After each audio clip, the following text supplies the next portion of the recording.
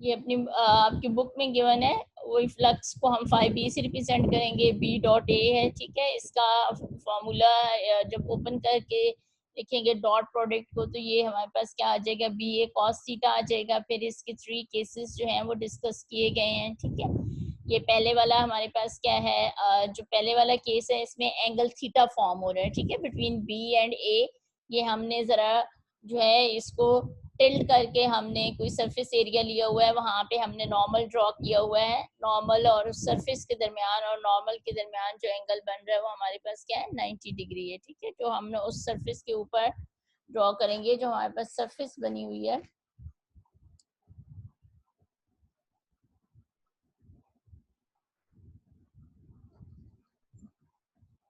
ये हमारे पास जो सरफेस है, एरिया जो है ये नॉर्मल इस सरफेस के साथ जो है वो 90 डिग्री का है। ये जो हमारे पास सरफेस है, ये जो येलो कलर की सरफेस है, इसके दरमियान एंगल हमारे पास क्या बनना चाहिए, 90 डिग्री बनना चाहिए। तो तब हम इसको नॉर्मल कहते हैं।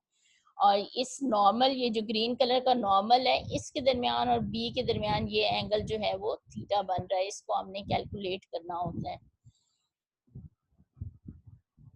ये जब इस केस में हम फिर जब क्या करेंगे, बी ए कॉस थीटा ही लिखेंगे। जो पहला केस है इसमें हमारे पास थीटा की जो भी वैल्यू होगी, 20 डिग्री, 30 डिग्री, 45 डिग्री, जो भी एंगल की वैल्यू होगी वो हम लिख के कैलकुलेट कर लेंगे। सेकेंड वाला केस हम ऑलरेडी डिस्कस कर चुके हैं, ए और बी में एंगल 0 होगा तो यहाँ पे मैक्सिमम फ्लक्स होगा। थर्ड वाले में ए और बी में एंगल 90 डिग्री होगा तो ये minimum value of the flux हमारे पास आएगी।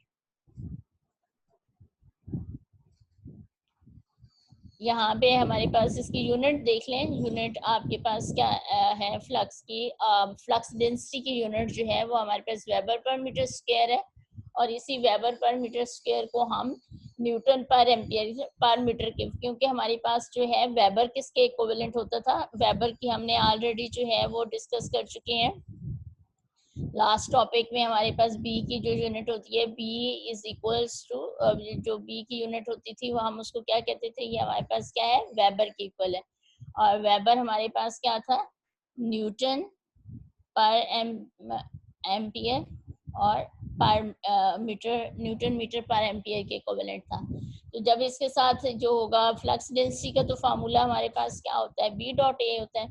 तो इसके साथ जब हमारे पास क्या होगा, m-2 करेगा तो ये हमारे पास ये वैल्यू बन जाएगी, न्यूटन पर एम्पियर पर metre, and it is called the tesla, ठीक है, न्यूटन पर एम्पियर पर मीटर। ये जो न्यूटन आपके पास है, न्यूटन पर एम्पियर मीटर सिंपल, ये किसके इक्विवेलेंट है, इसको हम क्या कहते होते हैं, ये हमारे पास जो है वो वेबर के इक्विवेलेंट है। और ये जो न्यूटन पर एम्पियर पर मीटर है, इसको हम टेस्ला के इक्विवेलेंट होते हैं। ये मैग्नेटिक फ्लक्स डेंसिटी की जो है वो हमारे पास यूनिट है।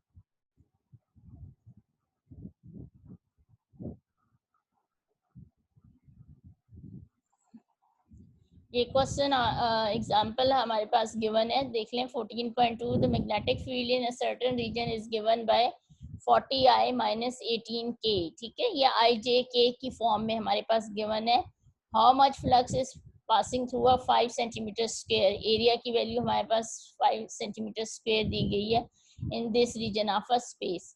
तो यहाँ पे आप देख लें कि हमारे पास magnetic flux 14i minus 18k है, और एरिया ऑफ द लूप हमारे पास क्या है, 5 × 10⁻⁴ क्यों लिखा है, क्योंकि मीटर स्क्वायर था, तो जब हम इसको मीटर में चेंज करेंगे तो वो 10⁻⁻⁴ आ जाएगा।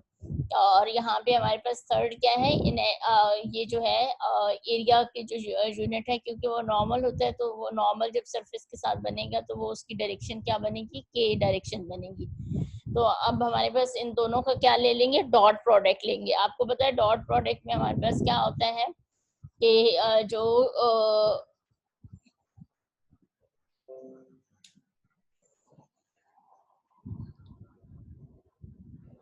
आई डॉट आई जो सिमिलर होंगे वो हमारे पास क्या होते हैं, 1 के इक्विवेलेंट होते हैं, और जो अपोजिट होंगे वो हमारे पास क्या हो जाएंगे, 0। जब 14i 5 इंटू 10⁻⁻⁴ के साथ मल्टीप्लाई होगा तो ये टर्म क्या हो जाएगी, 0 हो जाएगी। और फिर के डॉट के जो है वो आपके पास किसके इक्विवेलेंट आ जाएगा,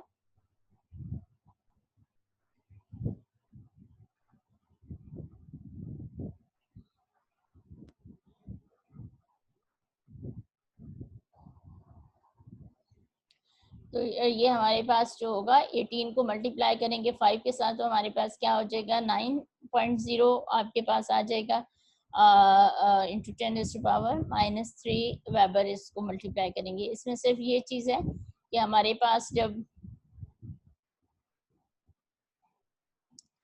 ये वाला जो है आई जो है वो मल्टीप्लाई होगा, जब ये वाला आई इस के साथ मल्टीप्लाई होगा तो आई डॉट के का जो आंसर होता है वो हमारे पास क्या होता है इक्वल्स टू क्या हो जाएगा 0 हो जाएगा। तो जब ये 14 आई इसके साथ क्या मल्टीप्लाई हो 0 होगा, और ये जब टर्म इसके साथ मल्टीप्लाई होगी तो वो के डॉट के का आपके पास क्या आंसर आएगा, के और डॉट के जब हम लिखते होते हैं तो इसकी इक्वल हमारे पास क्या 1 होता है। इसलिए आंसर फिर हमारे पास 9 × 10⁻³ वेबर के इक्विवेलेंट आ जाएगा।